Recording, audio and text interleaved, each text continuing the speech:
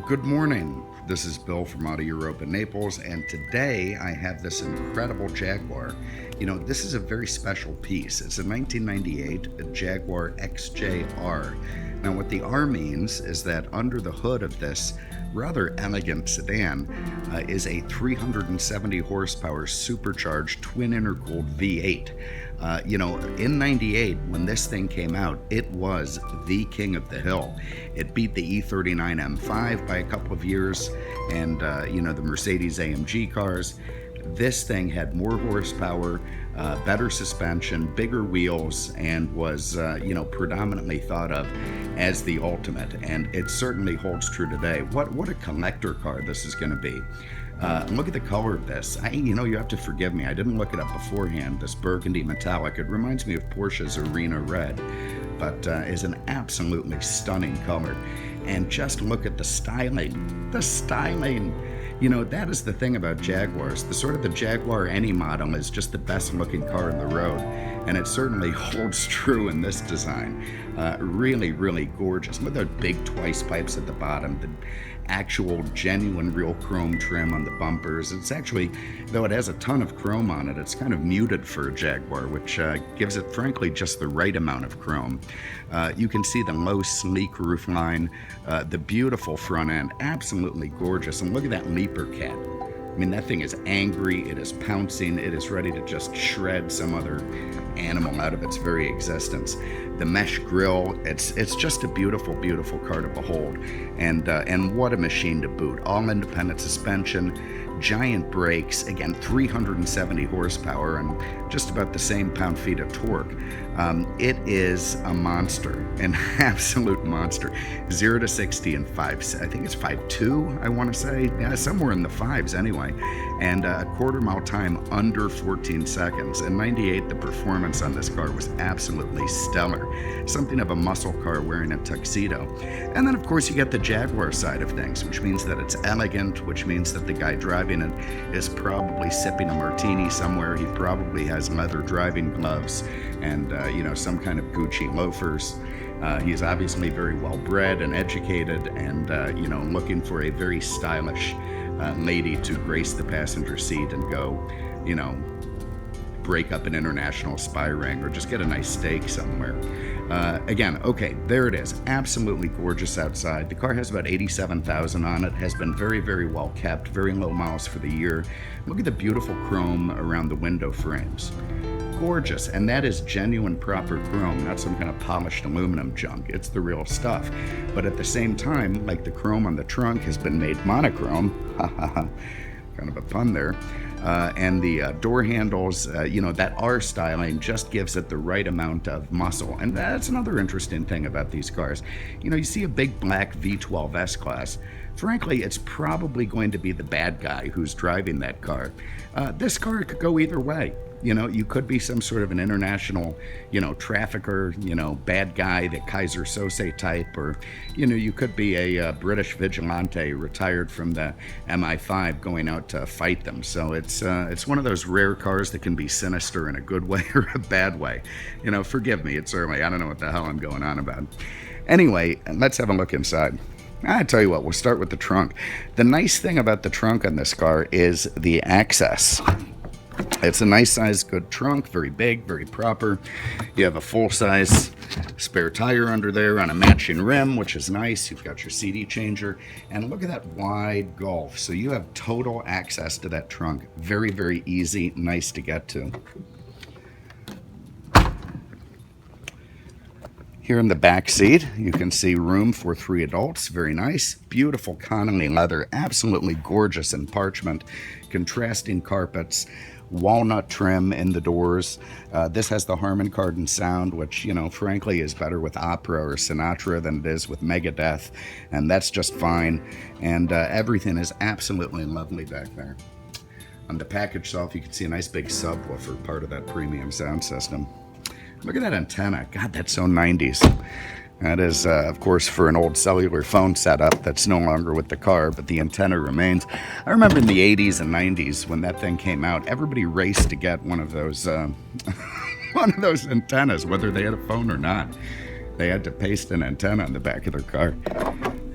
Okay, under here is a 4-liter V8, again 370 horsepower, supercharged, twin intercooled, a monster, an absolute monster. Somebody has very nicely installed a battery cutoff switch. That's because this was used as a condo car, and you know, everything nice and proper under the hood. I always do that. I always close these hoods wrong. It's really offensive to me. You gotta kind of get it in the middle and get it just right. God. All right, let me do that again. Oh, Jaguar. You know, even though I made a little bit of a mockery of closing that hood, I can tell you one of the great things about Ford. You always hear, oh my God, Ford bought Jaguar, and, you know, oh, what bad things happened. Man, Ford was the best thing that ever happened to Jaguar. The body panels, the fit and finish, the tightness of the chassis, the way the doors closed. You get a power window switch that works and continues to work. You get a car that starts up every day. You know, Ford was a terrific influence on Jaguar. It took it from being sort of the specialty, quirky, you know, beautiful bodied, you know, electrical nightmare into what is a very modern, proper, you know, well-built, solid car that stays together. And this car is a testament to that. You know, when the guy traded it in, he said it had given him very few problems. It had just been a lovely car to drive, kept the oil change, kept driving it, and everything was wonderful. Without Ford, that story would not be possible. Okay, here inside you can see that beautiful Connolly leather and the lovely chrome door sills, the walnut inside the door panels, the beautiful wood steering wheel, multifunction control, XJR badging. It's just a lovely fit and finish in these cars. Jaguar built such a beautiful coach.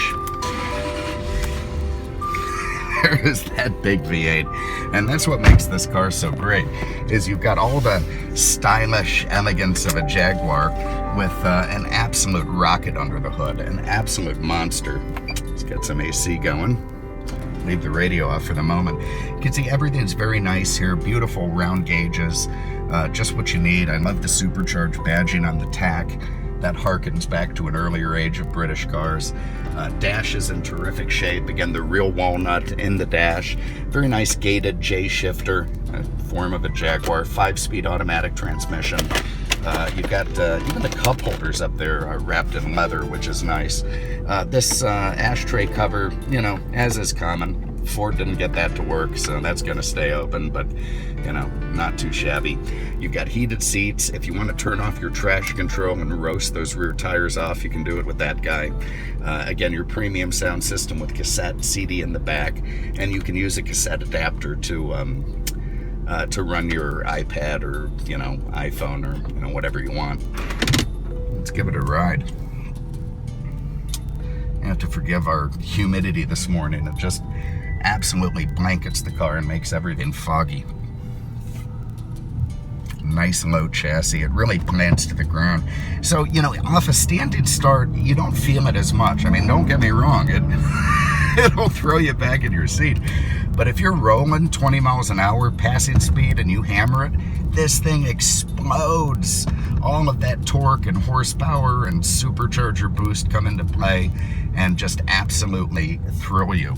And of course, on the twisty roads, the suspension, it's all independent, very nice sport settings, absolutely handles the roads beautifully. It'll leave most other luxury cars in its wake. What do we have? Traction control. Let's see if I nail it. What happens? Okay, man. Oh God, I hate this neighborhood. I really wish I were in a wider place with less dangers. Anyway, point being, this thing is a screamer. It's such a nice balance between, you know, proper English luxury and just, you know, American muscle car power. Had more horsepower than the Corvette of the same year, and you know, was very close in terms of skid pad and braking performance. It is, you know, call it a sport luxury sedan, but it's a sports car at heart. Anyway, you get the point. Before I get any tickets or, run over some poor pedestrian, I can tell you, you will love driving this car. It does everything. If you just want to drive it gentle and be nice and go to the country club, it does that. If you want to hammer it and act like a kid, well, you can do that too. So what a great car. If you have an interest, give us a call.